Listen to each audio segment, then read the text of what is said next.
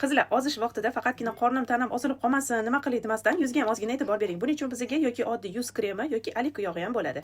Birinchi o'rinda qo'llarni yog'lab olamiz va mana bu yerda bizning mishsamiz ham bor, tortishib qolgan. Chunki hammamiz asabiylashamiz, siqilamiz, baqiramiz, qanaqadir emotsiyalar ko'rsatamiz, shunda mana shular tortishib qoladi.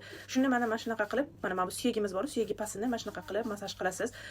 Bu tarafini ham qilamiz. Undan keyin mana bu chuqurchamiz bor, shu chuqurchani ham mana shunaqa qilib ozgina qo'limiz bilan ishqalaymiz. Agar og'riq kuchaysa, demak sizda tortishish kuchli bo'ladi.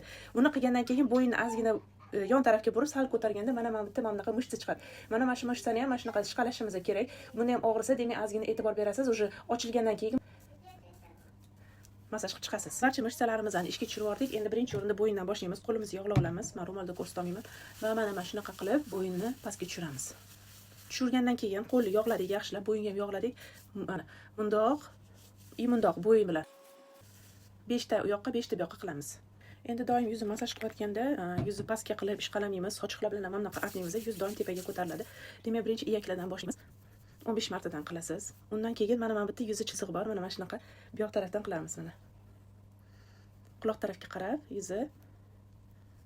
Qo'llar albatta yog'langan yoki yuzga krem surilgan bo'lishi kerak. O'zi terimizni cho'zib olamiz. Lavlaga ham ishlov berdik. Endi burunning mana bu tochkasi bor. Bu tochkani ham qattiq bosib mana shunga masaj qilamiz. Peshona uchun esa mana bunaqa tepaga qilib, mana bunaqa zigzag qilib tepaga pastga. Tepaga pastga. Ko'zi ichki tarafga qarab aylantiramiz. Yuz quloqqa mana qosh ko'tarib mana bu tochkalari bor. Demak, tushundik. Peshona tepaga, ko'z yon atrofga, burunni pastga tushirib, tochka, ildiz ko'tariladi.